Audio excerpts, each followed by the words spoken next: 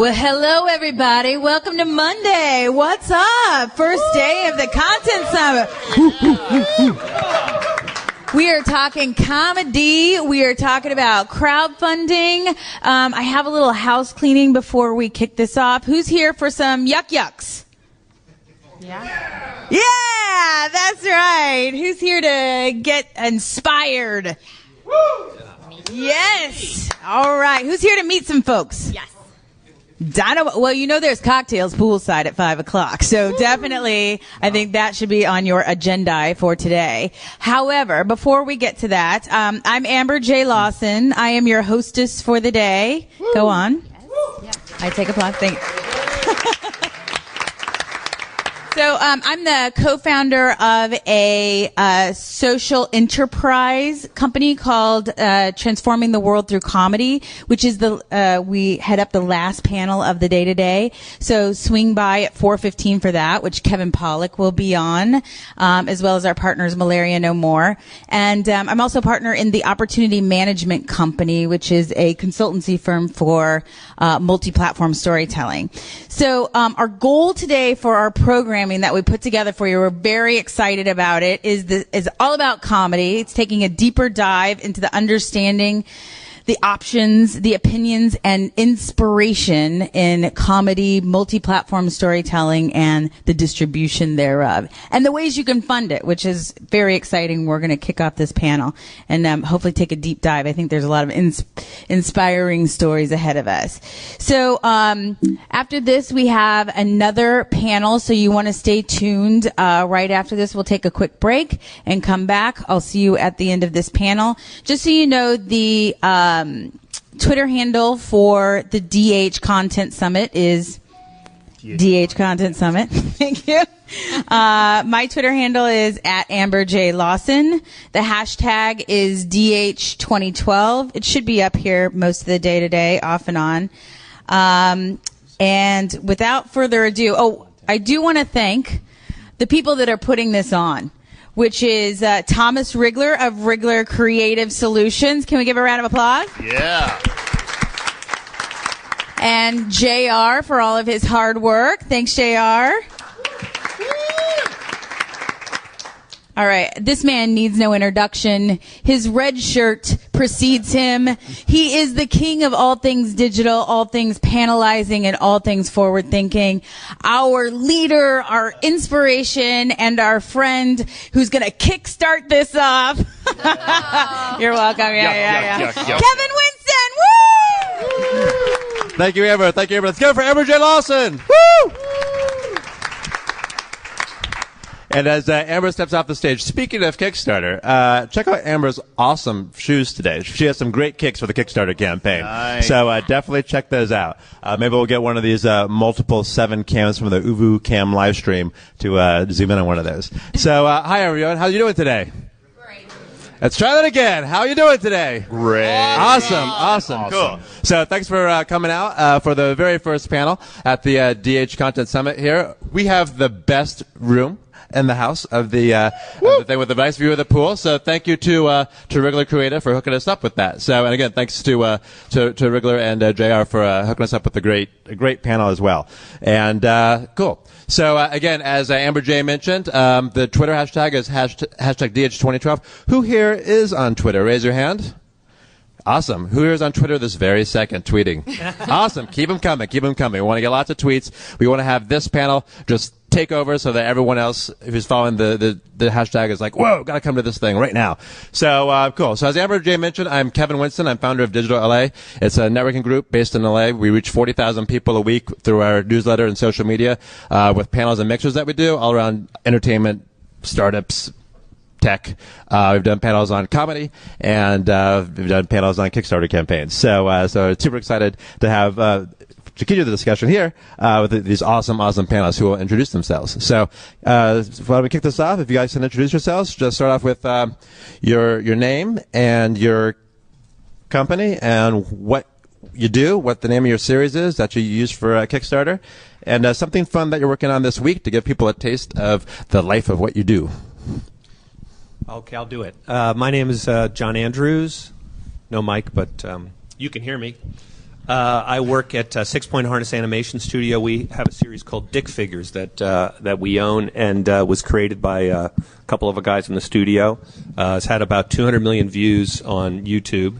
And we recently did a Kickstarter, raised $313,000 towards doing a feature. Wow! So it's one of the big $313,000. Wow! So it's one of the biggest successes to date certainly in animation through Kickstart. Gaming is way ahead of all of us. But so this week we're working on a new Nickelodeon pilot, which is taking a live action show and turning it into a. I'm not going to say any more about that right now. Is mine on? Yes? Right. Yes. Hi, I'm Tara Platt, and my company is called Monkey Kingdom Productions. And the web series that I was working on, that I'm continuing to work on, is Shelf Life. It's about 4 action figures on a young boy's shelf, but it's live action, so it's not animated. And we actually used Indiegogo, which is very, very similar to Kickstarter fundamentally, but that was the platform that we used for our crowdfunding. And we were crowdfunding to finance season 4, and we were asking for $30,000, and we got 34 and change. So nice. That worked out very successfully. All right, congratulations. And this week, the fun, exciting thing that I'm working on is our director, Stephen Calcote, at the end. We actually just shot a music video as a fun sort of... Famous on the inside. Famous on the inside. A fun additional bonus content for our web series as the action figures performing a music video. So that's in process and post right now this week. So That sounds awesome. Very cool. Very cool. Okay, and Andy. Hi, I'm Andy Lazarus. What's going on? My project is called Man Teen, which is a comedy series about your worst best friend.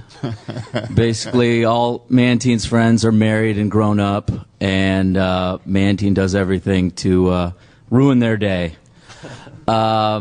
We just opened season 1 on Reckless Tortuga 6 weeks ago. We got 500,000 views and change. And so now we're doing Kickstarter for the first time to fund season 2. And we got 13 days left, as you can see. And we got 10 G's, and we need 15 more. So, back. Yeah. So obviously I'm an expert because I still got 15 to go. So... Oh, that is some good timing. Yes. Yeah, thanks, guys. but if you all tweet about it right now. Yeah, start tweeting. What's your Twitter hashtag? At Manteen. Man-teen. Dash teen. Manteen, fun thing I'm doing this week, Manteen has an actual baseball team called the Venice Gaze, Gaze, who are actually going to a giant tournament in Arizona. Like in real life. Like in real life. Okay. And we're taking a crew down there. And so there's going to be a 10-episode series coming out on the Manteen channel in a month about the Venice Gaze. So that's the fun thing we're doing this week. Awesome. Brilliant. Yeah. All right, congratulations. And Josh. Hello, my name's Josh Bednarsky, and I am acting in, producing, and have written a comedy web series about party princesses. Basically, my wife works as a party princess, and I do Prince Charming as well.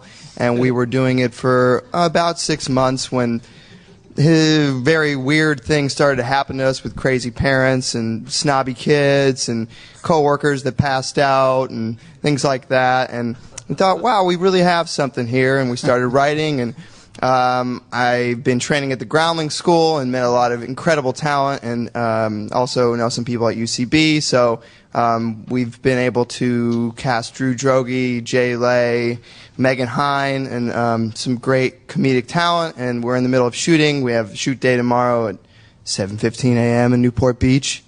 So, I'm going to get home and get some Z's after this to get ready. And, we had a successful Kickstarter campaign, but I'm hoping to learn some stuff to go back out there and raise some more dough, too. So, thank you all for being here. All right. Thanks, Josh. Fantastic. I'm Stephen Calcote, and as mentioned, I'm a director and producer on Shelf Life, the series, along with Yuri Lowenthal, who's an EP, and Travis Stevens, who's another producer, and Stephanie Thorpe. And for me, as a director especially, the excitement of pre-production is upon us. We start shooting season 4 the first weekend in November. And one of the neat things about Shelf Life is because it's a live-action show about 5-inch tall action figures, our pre-production and art design is about taking gigantic things like 5-foot-high paper clips and bringing those to life. And so this week we're in process of designing one of the key set pieces, a bar that the action figures have created from a repurposed play set left to dust in the attic. So that's one of the many joyful things we get to do on the production side. Awesome. Great. All right. And that's our panel. So let's see who our audience is, because I like to see who the audience is so we make sure that our conversation is tailored to what you guys want to talk about. So I'm going to come into the crowd with my extra long mic. So, all right. So who here in the audience is currently working on a web series? Raise your hand. All right. Cool. Who is thinking about working on a web series and maybe how to fund it?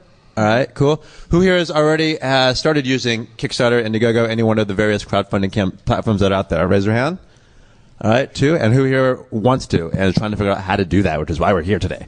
All right, everybody else, basically. Awesome. Who here's actors? Raise your hand. Actors?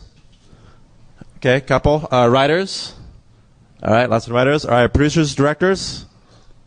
Okay, cool. Social media gurus, marketing, biz dev folks? Raise your hand. All right, cool. Nice.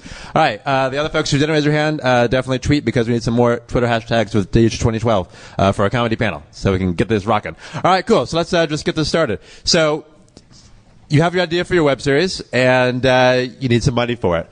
How do you, at what point do you say, I'm going to actually decide to go ahead and do a crowdfunding campaign instead of maxing out my credit cards or running out my bank account?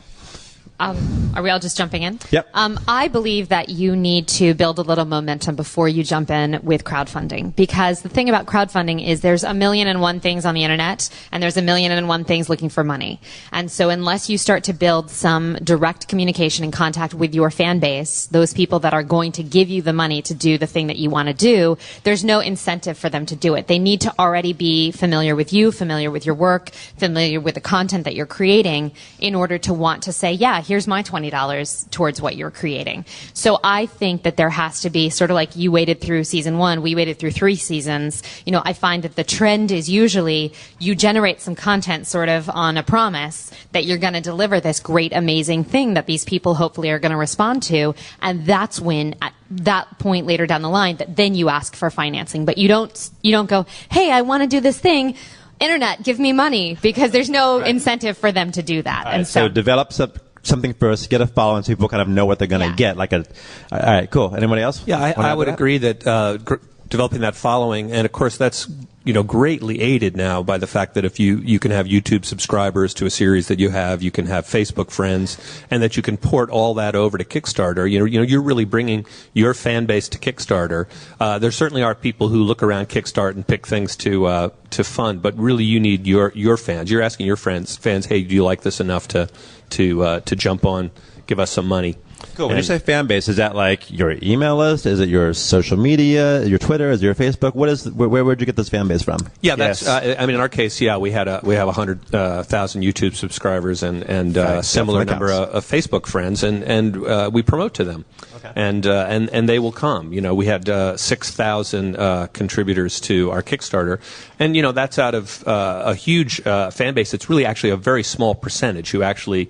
No matter how well you've set up all your sort of digital networking, you can only count on a small percentage of your fans to get there. About what percent? 5, 10? I think that we worked it out. I mean, in terms of our how many, for instance, YouTube subscribers we have, it's only maybe 3% made it to. Let me see, out of 100,000, 6,000. So that was 6%. So it was pretty good in terms of our subscribers. And those are already the people who are more committed than just the samplers. So I think that's I think it's the end of a process of developing your social network around your property. And then in our case, our fan base, the core of it is 15 to 17-year-old boys. So there's a barrier that has to do with, do they have PayPal accounts? Do they have Amazon accounts? In our case, because it's Kickstarter, that's Amazon based, and 15 to 17-year-olds, many of them would have to ask their parents, can I contribute to Dick Figures? The web series, I get a free T-shirt, if I contribute $100. So. Nice. Anybody else want to, Andy or Josh or Stephen, want to jump in on this? Well, I kind of wish that I didn't spend the past year before I started my Kickstarter campaign, purging my Facebook friends. Yeah. Now you need them to help you out. I should have just hung on to them for a little while longer. And really proven who your real Facebook-worthy friends were. Right. Yeah. That would have been the right test. Yeah. Did you also have a Facebook page too, or a Facebook group for your property? Fan page. Twitter was very, very helpful in that you can actually search. For our case, we actually searched Party Princess companies all across the world, and actually a lot of them were interested in the idea of, even if they couldn't give a lot, they gave 5 or did some tweeting. And honestly, the small numbers were immensely helpful. I think a lot of people out there think, oh, I can't make a difference. Oh, $1, yeah, that's like a joke. But honestly, your number of backers goes up.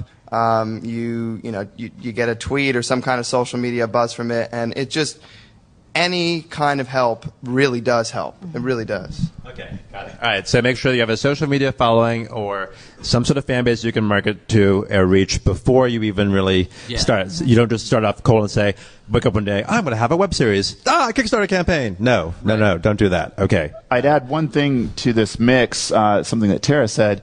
So, yeah, it was prove you can do it, but we also gave a compelling reason of why season 4. And we had been on the Young Boys shelf, so for us, the big theme was, let's go off the shelf. So I mentioned that we're doing this big cantina-style repurposed place that is now their bar. We're also adding half a dozen more locations. So the big incentive is become a part of our producing team to take us to places that we haven't seen yet. And that's very compelling for somebody who's a fan. Oh, yeah, I'd love to go somewhere else. Gotcha. Okay, cool. All right, so you have your fan base. You think, okay, now I'm going to actually launch a campaign. How do you figure out which of the various crowdfunding sites to use? Do you go to Indiegogo? Do you go to Kickstarter? Which one to use? How do you make that decision? Okay, I'll start again. You guys are looking at me. The way that we made our decision was, at the time, we knew that Kickstarter was fixed funding, and fixed funding means you're asking for X number of dollars, and unless you get X number of dollars, you don't get anything. So you may ask for $10,000, and if you get $9,820, you don't make your money, and you don't get any of it. And we knew we were going to do season 4 any which way we could, even if it meant we had $5 in our pocket. And since we knew we were going to go forward with it, we knew that any dollar we got in would really, really mean a lot to us. So we wanted to do a flexible funding campaign. Now, flexible funding means whatever you make, you keep. So you're asking for $30,000, you only get $10,000, you still get to keep that $10,000. Now, what Indiegogo does is they take a percentage, as does Kickstarter, as does many of the crowdfunding places. They take a percentage. That's how they make their money. But usually they'll take like a 4% surcharge sort of on the total that you're getting. But with Indiegogo, if you don't make any which way we could, even if it meant we had $5 in our pocket, and since we knew we were going to go forward with it, we knew Who is that? We are all hearing that. Don't worry, it's not just you. The future or the past? Whoa. Doctor Who is somewhere Speaking around of here. crowds, we have Proud Mike. They take 9% $10,000. Now, what Indiegogo does, I don't know how to make that they take stop. a percentage, as does Kickstarter, as does many of the. I hear voices. Lions had it wrong. It was That's how they make their money. But usually they'll take like a 4% surcharge sort of on the total that you're getting. Sorry, But with I Indiegogo, travel in if you time a don't lot. make I it which way we apologize. could, even if it meant we had $5 in our pocket. At the And media since we station, knew are we you were gonna aware go that we're forward with it, hearing Tara from The past? Okay, cool. Thanks. So they'll take 9% if you don't make your goal, and they'll take 4% if you do. So you have a great incentive for making your goal, because 9%, that's a big chunk of change. And so that was how we made our decision, was we knew we needed the money regardless of how much we made, so we needed a flexible funding campaign rather than a fixed funding. And we knew the platform of Indiegogo. We'd had friends that used Indiegogo, and so we were familiar with it. And at the time, we didn't feel like we could guarantee, although we did make our money, we didn't know that we could guarantee it, and we didn't want to get so close to our goal and then miss out. All right, Kickstarter folks. I tried the Indiegogo thing, and really, really amazing that you're honest, because we did the Indiegogo, raised about 150. The writers and I, we went to the melting pot, and we just spent it all on cheese fondue and talked about doing our Kickstarter campaign. So no, that's not true. No. But the point I make is that the accountability factor of Kickstarter was a good temptation for me, in that you have if you don't reach your goal, you don't get any of the money, and so it's kind of saying, this is the minimum I need to do this, and therefore if I have it, you're gonna see a product produced. So it's that kind of two-way street kind of made it. Josh, what is a party right princess? Oh, what is a party princess? Well, I mean, it's hard to say without mentioning the mouse, meaning that land in Anaheim where we like to go and experience magical things and rides. Maybe your Kickstarter trailer could help us figure out what that is. Yeah, I guess so. All right, JR, can we roll the Party Princess trailer, so we can see a little bit more what a party princess is. Dun, dun, dun, dun, Josh, you can do the voice. dun, dun, dun, and the music. Crown's a girl named Macy, and she wants to become a vet, and she needs money to help pay for her grad school really bad. She cannot find a job. So, with the help of a friend, she becomes a party princess.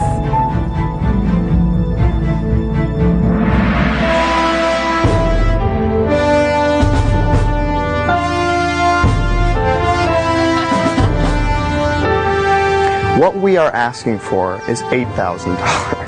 We are going to have 8 episodes, and it's basically $1,000 an episode.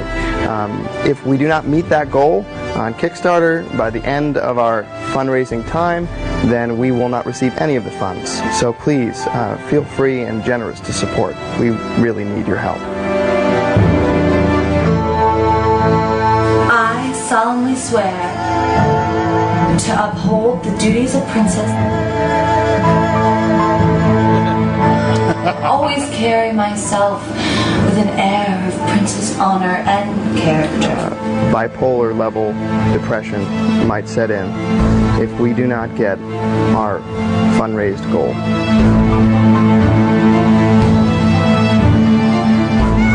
Don't let it happen. The princess pledge and affirmation is a secret tradition.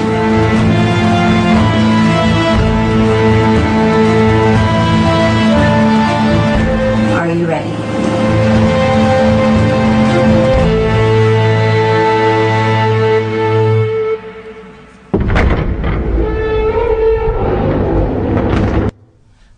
Awesome. Let's get it for Josh.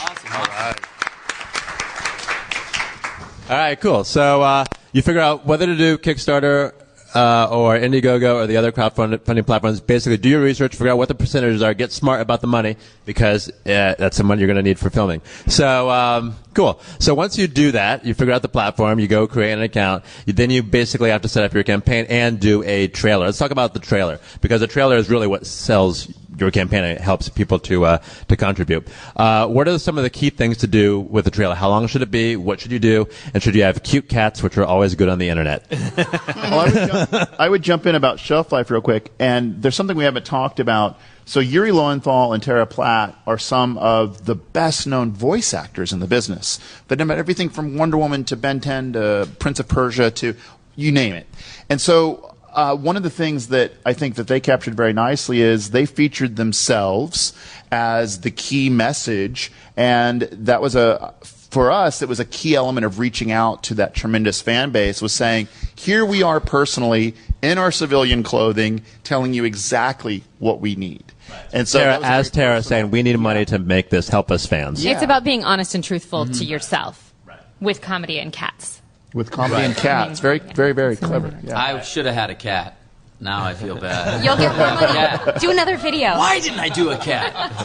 Damn it. But what are some of the key things to do with your video? What are some of the points that you want to make sure that you hit? You want to hit like do you want to hit like a date? Do you want to hit the amount? Do you want to hit like what it's about? Do you want to make it funny? Give people a sample? What do you need to do in your video? You have about like 2 minutes to do it. Right. You got 2 minutes to do it. For us, season 1 had just come out, so we had to say, okay, this is our show. This is what it is. This is what we're doing as far as crowdfunding, and this is what you can expect for season 2. So give a vibe of, first they got to know what they're buying into. They got to know the show, and you got to kind of do it in a fun kind of way in 2-3 minutes that shows them what you're going to get, what's going to happen, and all the rewards and stuff that they can get. So who makes the video? Is it the writers? Is it the producers? Like who actually do you have a script? Like how does that work? Well, for Mantine, I do a lot. I'm Mantine and I write, and I call everybody to tell them where to be. So and then I hire a couple of producers who are there kind of day to day, so I can just focus on the performance. But gotcha. Yeah. And then you have your title sequences in here. Oh look, there's Mantine. Why don't we check out your Kickstarter campaign trailer? Man-Teen. Rolling. I'm Andy Lazarus, the Man-Teen, and we here at Take a Bucket Entertainment are committed to giving you, our amazing audience, a second glorious season of Man-Teen. In case you missed season 1, here's a recap. All aboard, gentlemen. Who's the fucking sweet or what? What do you think's more debilitating, itchy butt or swamp ass? Disengage! Foxy here! Don't see ya! Can't date you. Perfect. At our son's 4th birthday party, you presented him with a tire iron and a bag of rat traps. It said he hated rats. Mr. Fuji, when I'm in a lesson, you keep mouth shut. I'll come back, I'll chew your blue pussy! See you in hell, shitbird! Stole your car. Made my son's magic wand into a pot pipe. You're probably thinking, okay, Laz, but how can you possibly hope to top season 1? By hiring the best writing staff empty promises can buy. Sorkin, Mammoth, what do you got for me? I got it. What? Tits. Yeah. Nice job, boys. Have a beer, fella. Thanks, Laz. Season 2 is all about Mantine getting his friends back. Hey, look. It's my super funny co-star, Kirk Zipfel. Think we're gonna make money someday? What's up, best friend? Hey. You can't do that. But we're going to need your support to make this all happen. We need to raise $25,000 to make season 2 a reality. It's seriously big. Look at the scene we're working on now. Laz, quiet. I got bad feeling about this. Don't worry. I did all the calculations myself. I trust you. Suck it up, Mushu. Ready? Because I'm a caring person, I've set up some Kickstarter rewards that'll knock your balls off. If getting your name in the credits for $5 knocks your balls off. Cheap fucks. For those of you who want to help out a little more, I'll send you this man bucket with a Mantine pint glass and more surprises. And for those of you with tons of money, first of all, nice job being rich. You get all that stuff plus a producer credit. That's awesome. Look how much fun our producer's having. And here's the deal. They love me for me. You can get all the details and rewards here on the Kickstarter page. With your help, we can make this the best damn Man-Teen season ever.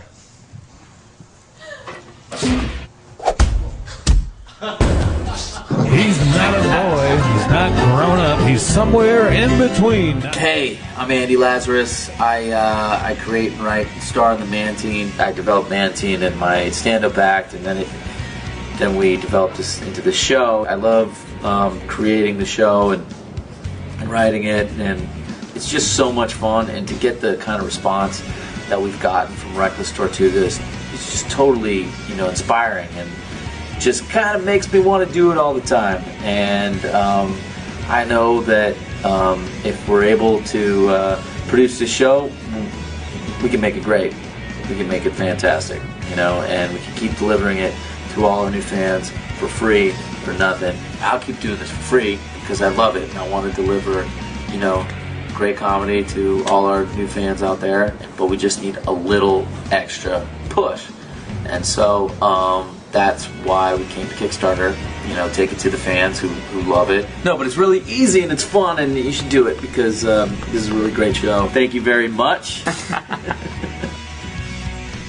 All right, thank you. Let's give it for Andy. Very nice. Back him.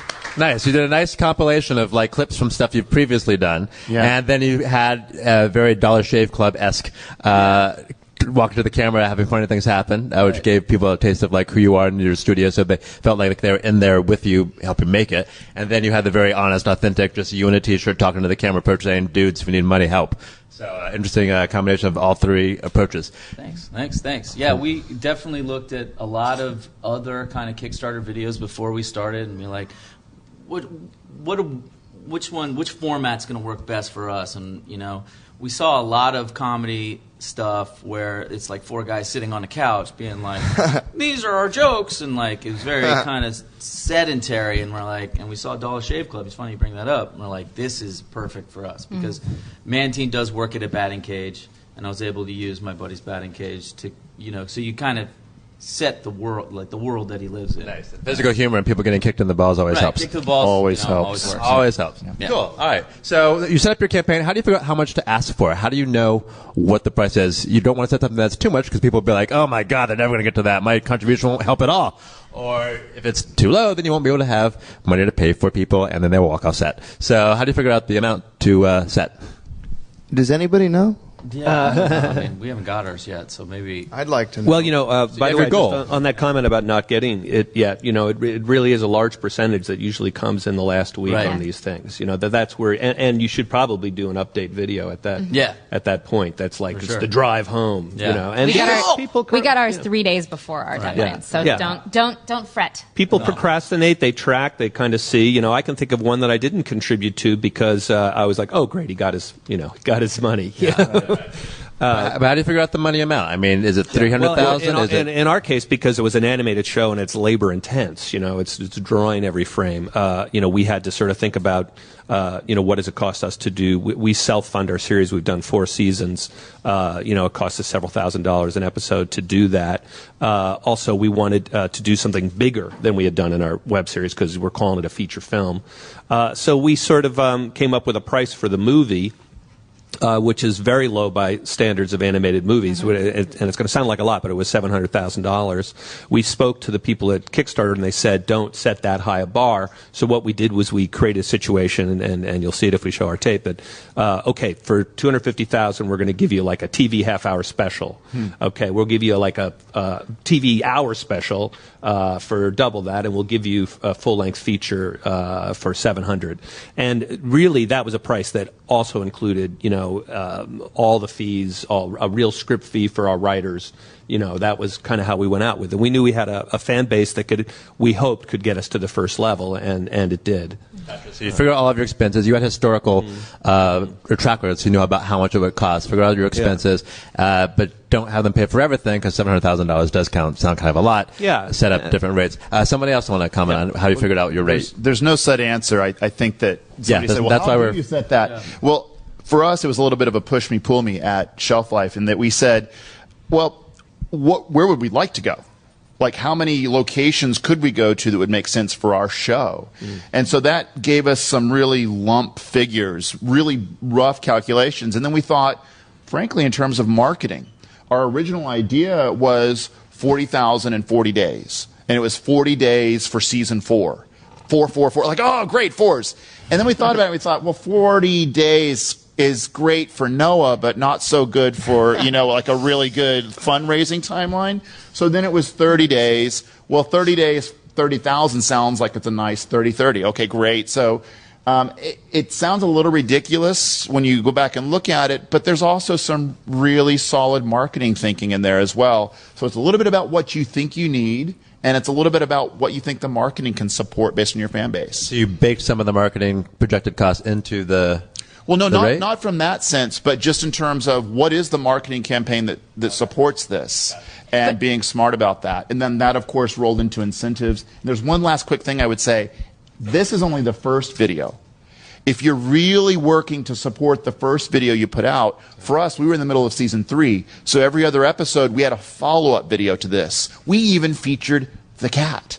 You know, so that's an important point. But so this is, I would say one of the big things that we learned. Get your friend's cats or your cat to was be in that your this video. is the first step of a series of videos. And that's really the best way to keep engaging and keep pushing the message out there. But going back to the determination of the number that you need, one of the reasons that it's good to have the history of your show already is you know what you're spending. You know what it does take you to make an episode, roughly, give or take. And then you can sort of project, okay, if I want to do it in a second location, what would that... So you can crunch the numbers. I mean, that's basically what you got to do. And you crunch those numbers, you figure out what all your costs included are going to be, and then you know that's what you need to ask for plus, because you need to be able to accomplish that number plus the fees that it's going to cost you to do it and those various things. So you have to ask for more than you really need with the hope that you'll get it without, blowing the bank. So do your research again. Don't just be like, I would like this big amount of money. You have to do your research and make sure it makes sense to be authentic, or else your fans would be like, wait a second, you're just like hanging out and buying lots of like McDonald's cheeseburgers. Yeah, well, because a lot of people, when we said $30,000, they were like, holy cow, that's a lot of money. But we made our $30,000. We actually made almost 35. Right. So, I mean, numbers are just numbers. I mean, there was a Tesla Kickstarter recently. They were asking for $800,000. They made $1.8 million. So numbers are just numbers, and it depends what you're giving people, what you're offering people. And I don't just mean the incentives that you're offering them. I mean the product, the thing that they're investing in, that they're participating in. Right. Let's talk about the incentives, because that is very important too, and can help affect like what you said is the rate. I noticed, Andy, that you actually had in your video, you had little little titles saying what this gets you, which I thought was really cool, and that's the way to do it. John, you also mentioned that you also actually in your trailer you say this is what you get for how much? Oh, absolutely. And at the lower tiers, starting with say $15, you got a digital download of the finished feature. Simple things you can do.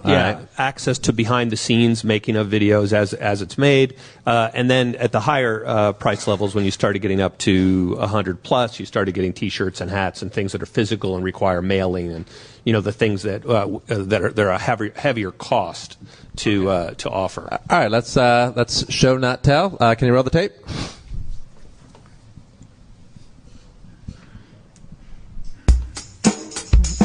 Dude, I bet I could eat 8,000 pizzas. You should. Maybe it would finally kill you. Really?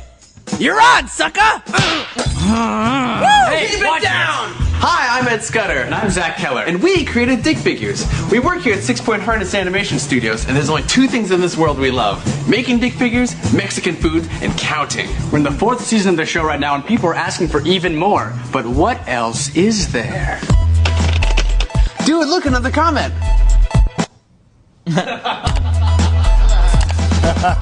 Movie, huh? But movies cost money, and typically the only type of people with that kind of money are big Hollywood studios, and they don't seem to like Dick Figures very much. Is this Ed and Zach? Yeah, what a big Hollywood studio. Your idea for a Dick Figures movie sucks, and I hate you. Good, I'm glad. Well, that's not gonna work. How are we gonna make these guys a movie? I got it! Kickstarter! Why turn to big studios when we can just raise the funding ourselves? We've already got over 115 million views across the world. If all those fans came together, threw in a little cash, we could prove Hollywood wrong and just make it ourselves with your help. And we could buy so many Ferraris. And have so much fun! Buy so many Ferraris! Oh yeah, that's nice. With the fans funding the movie, we want to make it for the fans. And with the fans. So here's the plan. We want to take the show and kick it up a notch. We got an awesome story to tell and secrets to reveal, so we want to start by making it as a half-hour Dick Figures Adventure Special. And to do that, we're asking for $250,000. We know that sounds expensive, but a lot of that money goes towards awesome prizes for you. Plus, animation takes a long time. Can I go home now? No! Plus, for an animated movie this length, it's really not that much. But here's where you come in. If you want more, we'll give you more. If we get this much, we'll have enough to make the movie twice as long. And if we get this much, we'll be able to make And on top of that, we'll be documenting the entire thing. So if you want to get involved, you'll get an exclusive look at how an animated film is created and the awesome behind-the-scenes world of Dick Figures. How was that? Terrible. Do it again. I hate you. It's gonna be an adventure. With your help, we can literally change the way animated movies are made, create one of the most epic, hilarious, and awesome stories ever told, and you'll be there to see it go down from start to glorious finish. What's the worst that could happen? We just stole $250,000 worth of pizza! You guys got any money?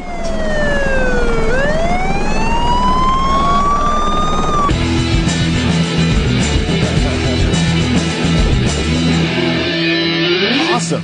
Awesome. All right, let's give it up for Dick Figures. John. And the guys are great filmmakers in addition to being great animation writer, directors, animators. So those are pretty entertaining. Yeah. If you're making a comedy web series, make sure your trailer is funny too. Yeah. Which it is. Yeah. Excellent. All right. So you very clearly in the trailer said this is what you get with like huge impact font like numbers for what you get. Impact which is are our also font. which are also I assume on the website as well. Oh, absolutely. If you scroll down, you'll see all the levels and the level of premiums you get. Okay. So what are things that you would give for like under $100? Digital downloads. What else? DVDs of the show or the series. Copies of DVDs. Okay. Right. Yeah, past seasons we're doing as one of our secret content. It's another thing. Sure. A code to unlock secret content code to or unlock, maybe behind the scenes stuff. For Mantine, I think $100 you get the whole Man Bucket thing plus the digital download. For a little bit more, Mantine will make a video to break up with your girlfriend or tell your boss off or something. Wow. How much is that? I think that's $500. Okay. Yeah. So what do you give away for the 100 to 1,000 range?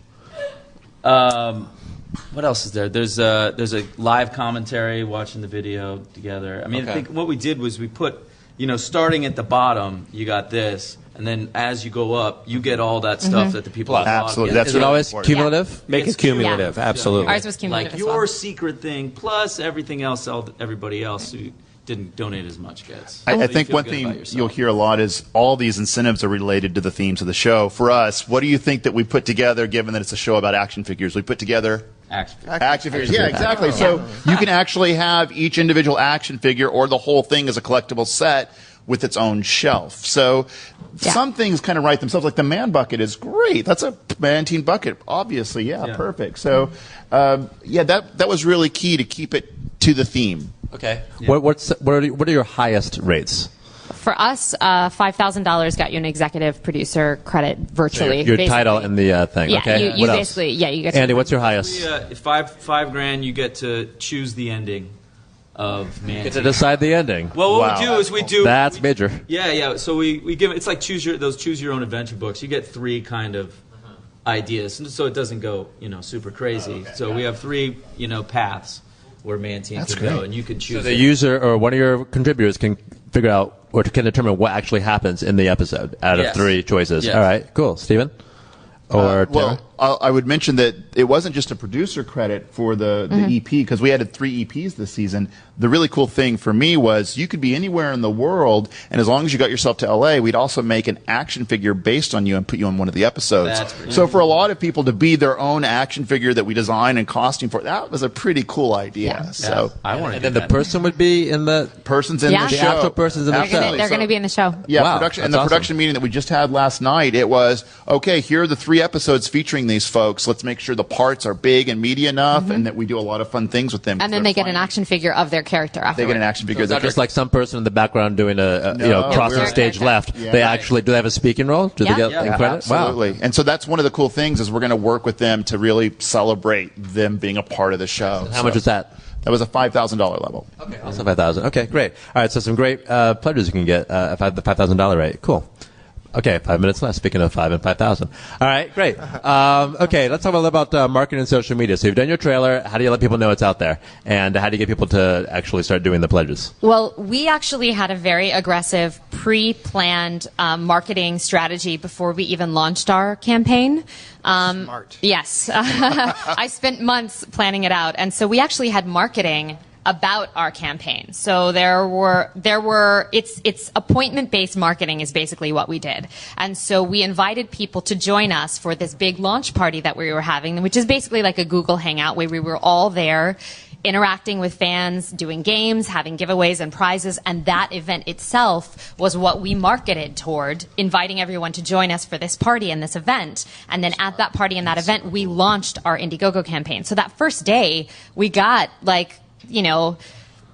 a fifth of our total financing at our party because everybody was there online with us, engaged with us. We were thanking them. They were excited. They were playing games with us. They were interacting. It was very, very exciting, and that was something that we planned out, and we were engaged with people up until then. So when we were at Comic-Con doing our panel and I was handing out postcards, on the back of it, it says, "Join us for Shelf Live," which was our live interactive party for Shelf Life. Yeah. We had comic books that we printed up that were written by comic artists with our characters in various scenarios that in it also says "Join us for Shelf Live" that we handed out at Comic-Con. So we had a lot of preliminary publicity and marketing about the event that was coming. Then during our event, during the 30 days of our campaign, every single day we had new content that went up, and we told people that we were going to put new content up every single day of our campaign, and that kept people engaged, checking in on the site, seeing where our numbers were. We thanked every single person that donated to us, so they felt very engaged and very active with us, and we continued that through the whole campaign. And so create an event, have everything tied together. They want to comment on Facebook and Twitter? Yes, comments, Facebook, Twitter. So use Facebook to use everything. How about your actors? Getting your actors to promote it. Our actors, well, my husband Yuri and I are two of the four of us, and we're the executive producers and creators of the show. You're going to be promoting it. So we promoted it pretty well. The other two guys would chime in, but they're not quite as active as we are. But we took that one. So. All right, cool. Can we have to wrap it up quickly. Can you do a couple questions from the audience, and then hopefully maybe show Shelf Life as we break? Is that cool? Yes. Okay. All right. Yes, can you stand up and ask your question? Stand up. What happens with the taxes? Do you have to deal with taxes for the money? That's a very good question. We're dealing with our accountant right now about that. I am not entirely sure all the tax laws because that money is coming in to our company, and our company is going to spend all of that money on the show. We're not taking any of that money for ourselves. I believe it's just going to be when you make money for a company, you're making money, and then that's the cost of operating because we're a company. I believe that's how it's handled. I'm not sure how it works. Ask your accountant, I guess, it's income. To figure it out. We have another question over here. Dave. Coming in a minute. Thank God. I'm looking to get started with a campaign, but I'm thinking that during the holidays it might not be the wisest time to start because discretionary income goes to other places typically. Do you guys have any thoughts on that? Whether it's worth waiting till after the first of the year? Good thinking. Timing. Sorry. Unless you can make it into like a gift idea, like it's a Christmas theme kind of thing. Yeah. I think. Yeah, maybe you should. Something people could get. So somehow if you can tie it into the holidays and make it fun and part of the whole holiday spirit, or if it's, I don't know, somewhat holiday related. Own the holidays, my friend. You use this time, to prep a January Kickstarter. Yeah, take your time preparing your launch. Big time. Awesome. Yeah. Cool. We need to wrap because there's another panel coming in here in about 5 minutes. So first we got to do questions, but what's that? Okay. So this lady up here, she had a question. We have to wrap. You have to wrap. Can you? We're all behind it. It's okay. Okay. Yeah. So, panelists, if you could actually maybe head out to the hallway and people can ask your questions. Let's give these guys a big round of applause for sharing with us today. Lots of great information. And I'll hand it back to Amber J. Let's give it up for Kevin Winston. This was an amazing, amazing panel. Thank you guys so much.